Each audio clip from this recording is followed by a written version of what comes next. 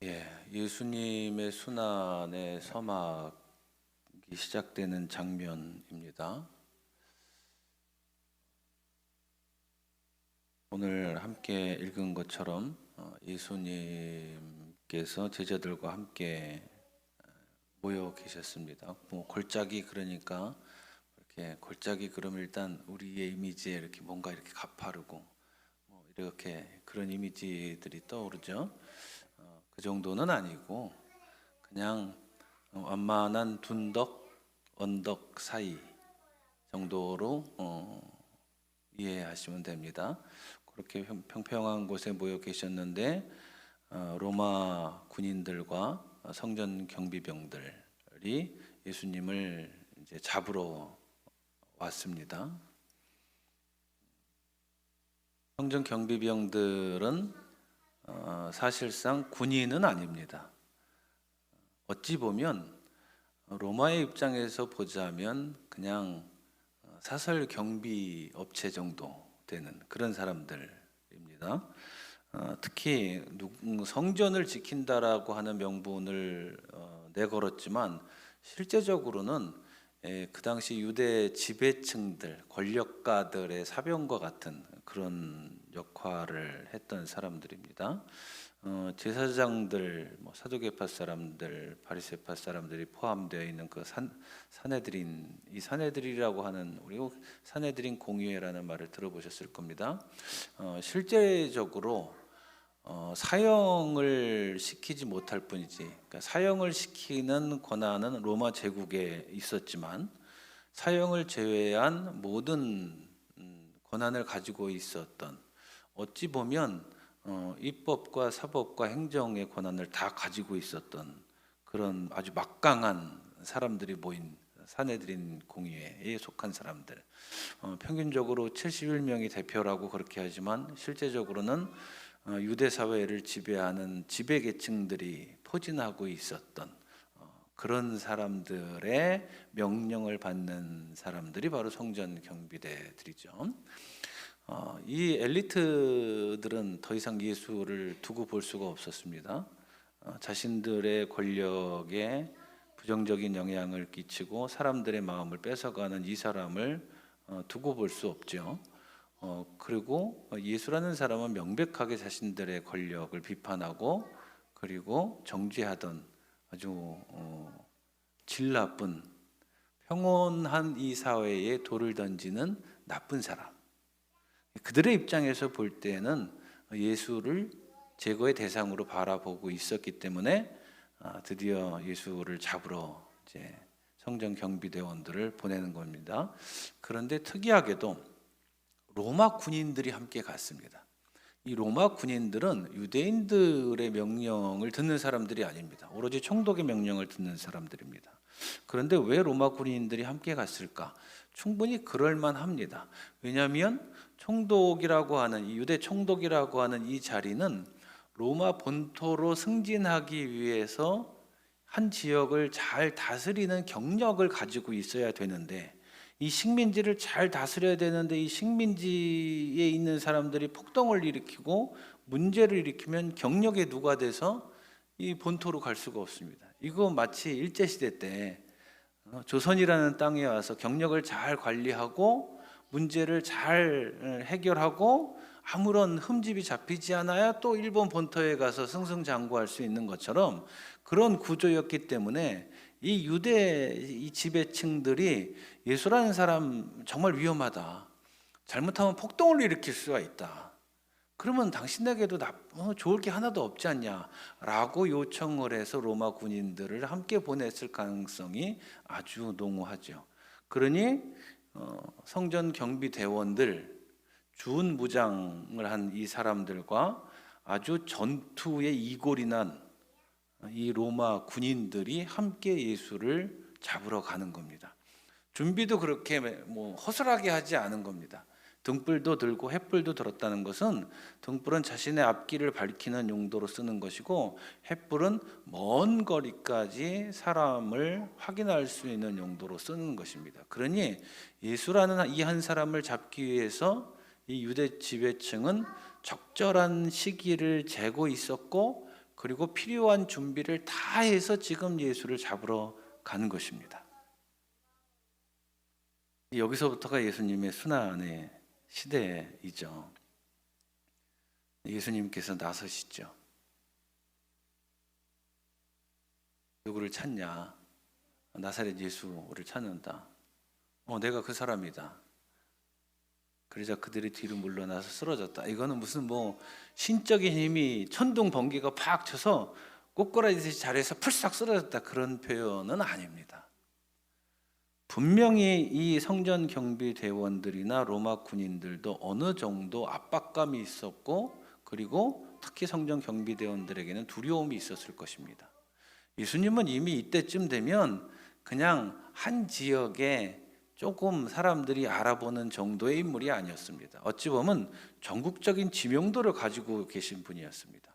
그래서 아무리 폄하한다 할지라도 저 사람 정도면 예언자 혹은 선지자 정도 되지 않을까? 라고 사람들이 생각하고 있었고, 많은 사람들은 또한 정말 하나님의 아들 메시아 아닐까? 라고 하는 생각을 가지고 있었습니다.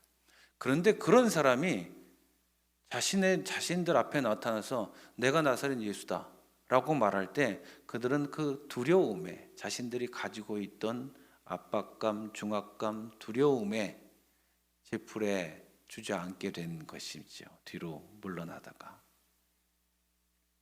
그리고는 예수님의 제자인 베드로가, 참 이 사람 다혈질인 베드로, 극과 극을 달리는 이 베드로, 두려움에 떨고 공포에 질식돼서 도망가던 사람이기도 하지만, 또 한편으로 보면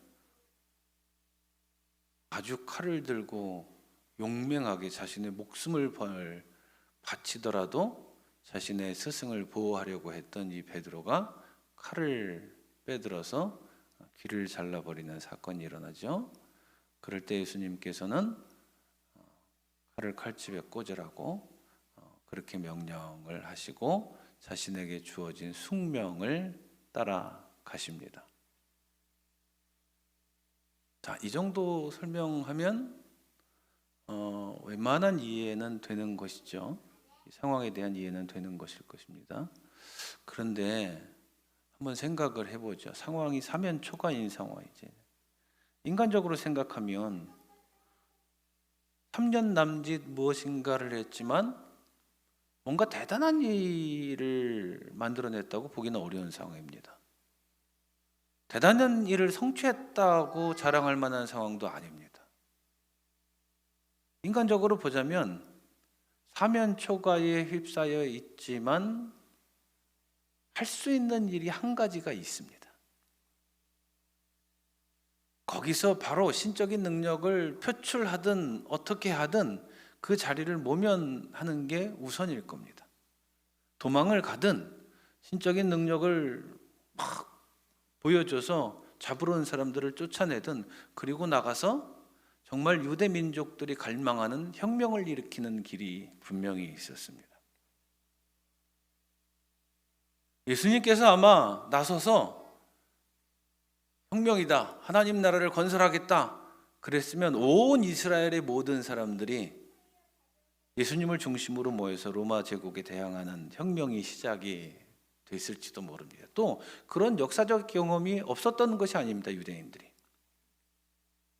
몇 차례에 걸쳐서 로마 제국과 싸워서 로마 제국을 물리치고 이스라엘이라고 하는 나라를 수년 동안, 수십 년 동안 유지했던 역사적인 경험이 그들에게 있습니다. 그러니 아무리 강대한 로마 제국이라 할지라도 하나님께서 우리를 도와주시면 저 사람을 중심으로 해서 이 로마 제국의 압제에서 벗어날 수 있어라는 확신을 가진 사람들이 허다했기 때문에, 만약에 예수님이 나서셨다면 혁명을 성공시키고 로마 제국을 무찔렀던 역사적 경험과 더불어서 로마 제국에 대한 반감이 극심한 상태, 더더군다나 로마 제국과 결탁해서 우리를 지배하는 저 지배층들을 뒤집어 엎고 하나님 나라를 건설한다는 그 명분을 가지고 아마 예수님은 성공의 길을 달려갔을지도 모릅니다. 충분히 그럴 상황이었고 그렇게 하실 수 있는 능력도 있으신 분이셨습니다. 그런데 예수님께서는 그 길을 선택하지 않고 순순히 잡혀가서 순환의 길을 걸어가기 시작하셨습니다. 우리는 예수님을 잘못 생각할 때가 너무나도 많습니다.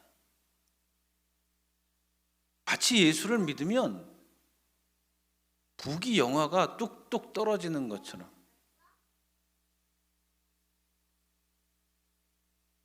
(50배) (100배의) 그 열매를 맺기 위하여 내가 작은 것을 투자하면 그 이상으로 되돌아오는 것이 아주 당연지사인 것처럼, 그런 대상으로 예수를 바라보고 예수를 믿는다라고 고백하면서 살아오던 시기가 있었다는 것이죠. 그렇지 않습니다. 내가 예수를 위해 살아간다라고 하는 말의 뜻이 무엇인지 모르고 살아간다면 우리는 다른 종교인들과 똑같이 내가 이것을 하니 하나님 이렇게 해주세요를 우리의 신앙의 기본 구조로 삼으면서 그렇게 살아갈 겁니다. 그러다 어쩌다 좋은 일이 생기면 하나님이 해주셨어. 그러다 어쩌다 좋지 않은 일이 생기면 하나님 왜 이러셔? 정말 내가 예수를 믿고 살아가는 그 이유가 무엇인지를 알지 못하면 우리는 절대로 예수님께서 약속하신 자리에까지 도달할 수 없다라고 하는 것입니다. 예수를 사랑하는 이유는 하나님의 섭리가 무엇인지를 아시는 분이셨고 그 섭리대로 살아가는 것이 무엇인지를 온몸으로 보여주셨기 때문입니다. 기독교는 십자가의 종교라고 그렇게 이야기를 합니다. 한국의 교회가 들어와서 경제가 부흥하는 동안 십자가가 왜곡되었다라고 평가하는 신학자들이 참 많습니다. 그런데 맞습니다. 물질적인 축복, 세속적인 성공을 주시는 분으로 우리가 열망하고 살아왔다는 것입니다. 그러면 다 잘 되셨습니까? 다 부자 되셨어요? 다 명문대 보냈어요, 자식들?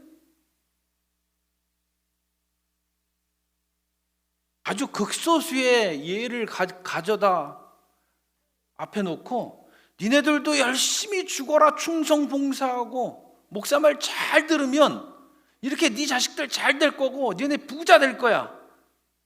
수도 없는 설교자들이 그런 식으로 한 시대를 성도들에게 이야기하곤 했습니다. 그런데 다 잘 됐냐고요? 그게 복음이 주던 약속이었냐고요? 자식들 다 잘 됐고 잘 나가고 있고 다 떵떵거리면서 재산 가지고 살고 계시냐고요? 그거 복음이 주는 약속 아닙니다. 어떤 이에게는 재물을 주셔서 그 재물로 하나님의 일을 하시기도 하지만 어떤 이에게는 빈곤함을 주셔서 그 빈곤함으로 하나님의 일을 하시기도 합니다. 어떤 이에게는 건강을 주셔서 그 건강으로 하나님의 일을 하시기도 하지만 어떤 이에게는 병을 주셔서 그 병으로 하나님의 일을 하시기도 하십니다. 어떤 이에게는 관계의 풍성함으로 하나님의 일을 하게도 하시지만 어떤 이에게는 관계의 빈약함과 관계의 아픔을 통해서 하나님께서 일하시기도 하십니다.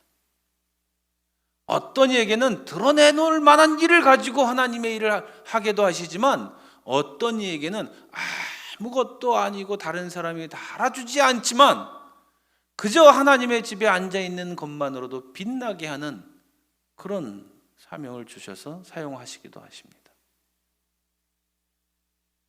사용하시는 방법은 다 달라도 하나님께서 복음을 통하여 우리에게 주신 약속은 너 잘 될 거야, 너 뭐든지 풍성할 거야, 이런 게 아니라 내가 쓰고자 하는 대로 쓰임받는 그 삶이 기쁨의 삶이고 희락의 삶이고 행복한 삶이야를 가르쳐 주시는 겁니다. 그래서 그리스도인들은 고통을 외면하지 않습니다.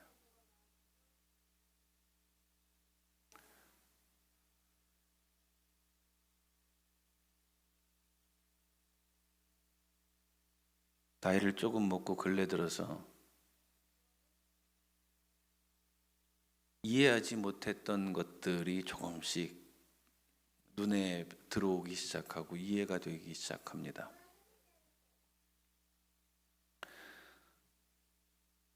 어떤 지체가 저에게 그렇게 이야기하더군요. 그건 목사님이니까 그런 거예요. 에이, 목사라서 그런 거 아니야. 목사님의 성향이 그러니까 그런 거예요. 에이, 말도 안 돼. 당연한 건데 왜 그래?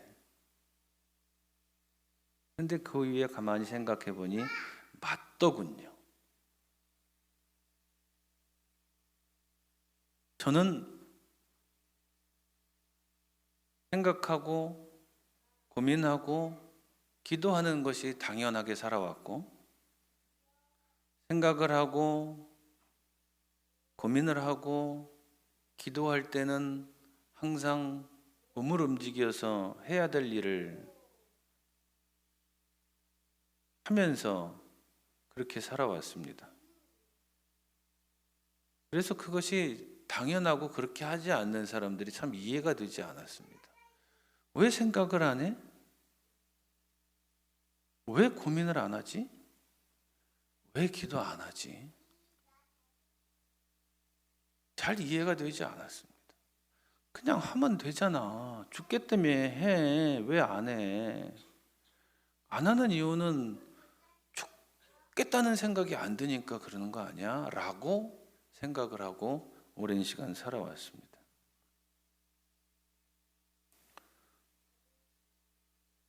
언젠가 한번 함께 나눈 경험이긴 한데, 제가 루마니아 사역지에서 저희 교회 앞에 그 집시들이 차를 갖다 놓고 음악을 크게 틀어놓고 허리에 칼을 딱 껴놓은 채 길 맞은편에 있는 저를 보면서 조롱을 하고 희희낙낙 웃고 있을 때, 그때 제 심정은 한편으로는 분노의 감정이 끌어오르고 다른 한편으로는 수치의 감정이 끌어올랐습니다. 이 목사만 아니면, 선교사가 아니면 진짜 가만두고 싶지 않은데라고 하는 그 분노의 감정. 그러면서 뭐 저딴 놈의 시시껄렁한 동네 양아치 같은 놈한테 내가 이런 수치를 당해야 되나, 이런 감정이. 그런데 아무것도 할 수가 없었습니다. 이러지도 못하고 저러지도 못하는 상황이었습니다.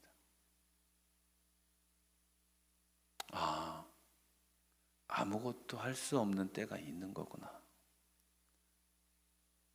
그때 그 상황을 겪고 나서 한참 뒤에 깨달은 겁니다. 근래 들어서 깨달은 거죠. 그러니까 수십 년이 흐른 거죠, 벌써.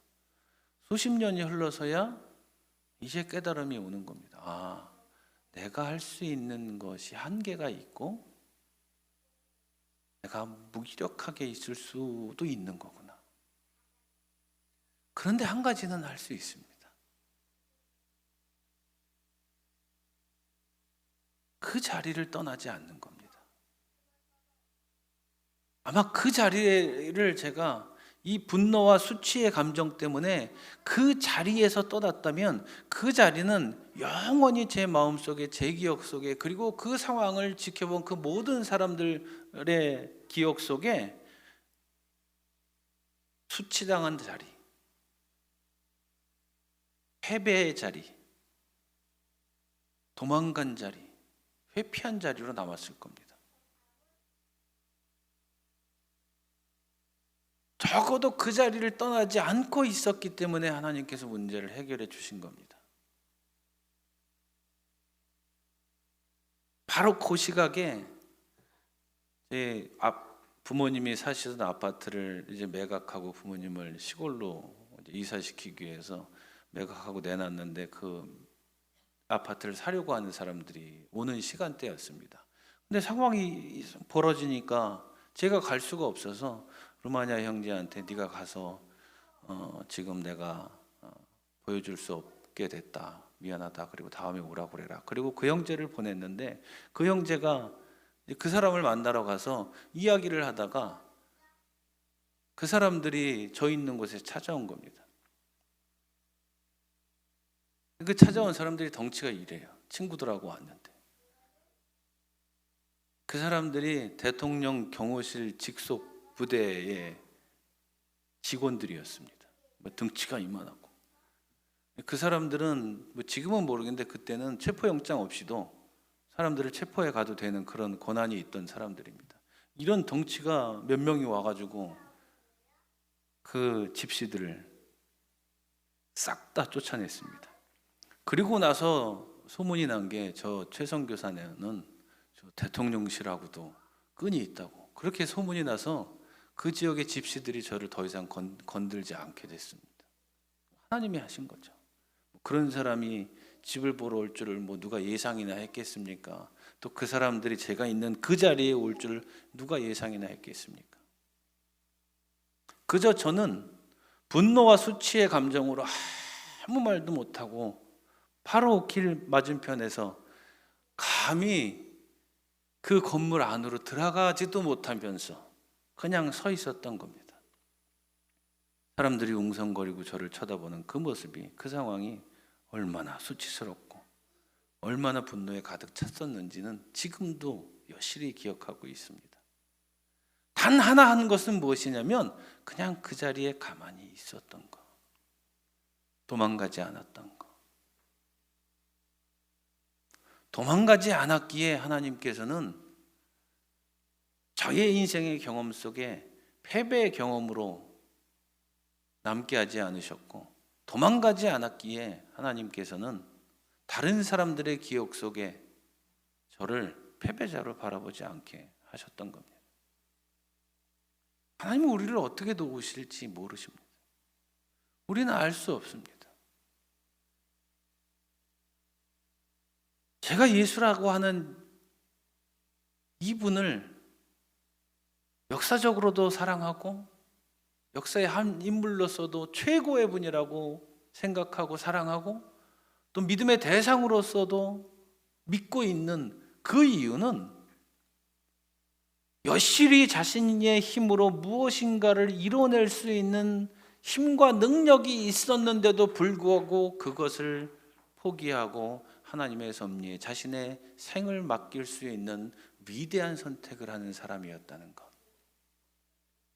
고통이 다가올 것을 뻔히 알고 그 종착지는 결국 죽음이라고 하는 사실을 분명히 알고 있는데도 불구하고 그 길을 마다하지 않고 순순히 걸어가셨다는 것. 그것이 우리의 삶의 모본이 되어서 복음이라고 하는 것이 단지 우리의 삶과 괴리되어 있는 것이 아니라 고통과 고난의 순간에서도 하나님의 뜻이 작동하고 있고 하나님의 섭리가 우리의 일상을 이끌고 있다라고 하는 그 사실을 온전하게 보여주신 완벽하신 삶의 전형을 보여주셨기 때문에, 그래서 우리가 이분을 믿고 그래서 우리가 이분을 따르고 살아가고 있는 것입니다. 그래서 우리는 고통과 고난에 질식하지 않습니다. 분노의 감정이 느껴지고 수치의 몸을 떨어대다가도 그럼에도 불구하고 우리가 도망가지 않는 그 이유는 하나님께서 분명히 우리의 이 삶의 경험들을 통해서 무엇인가를 하시겠다라고 약속해 주셨기 때문입니다. 그래서 우리는 예수를 믿고 따르고 하나님의 섭리 가운데 우리의 온몸을 내던지고 있는 것 아닙니까? 잘 되고 잘 되지 않는 것 감히 누가 평가합니까? 보십시오.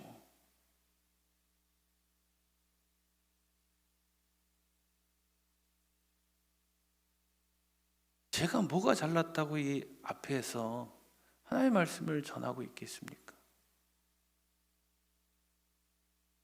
제가 다른 어느 교우들보다 학벌이 좋습니까? 제가 다른 어느 교우들보다 기도를 더 많이 합니까? 제가 다른 어느 교우들보다 헌금을 많이 합니까? 제가 다른 어느 교우들보다 집안 내력이 그렇게 월등하게 좋나요?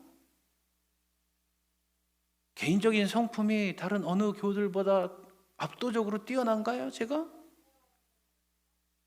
모두가 바라는 전형적인 성직자상에 제가 부합하는 게 뭐가 있습니까? 단 하나도 없습니다.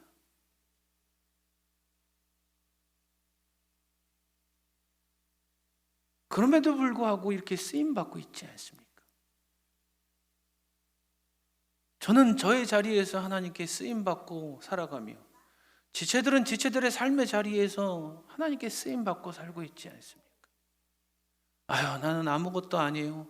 네, 아무것도 아니라고 하는 그 겸손한 고백은 정말 칭찬할 만합니다. 그런데 결국은 승리하는 그리스도인들은 누구냐? 하나님께서 맡겨주신 그 일을 침묵 가운데 행하는 자. 남들이 어떻게 평가하든지 간에 있어야 할 자리에 있으며 해야 하는 일들을 해내는 자들이 결국은 하나님께 칭찬받는 자라고 하는 겁니다. 세상에서 무엇을 이루었네? 무엇을 성취했네? 그것으로 하나님은 지체들을 평가하지 않으십니다. 하나님 우리를 그렇게 평가하지 않으십니다.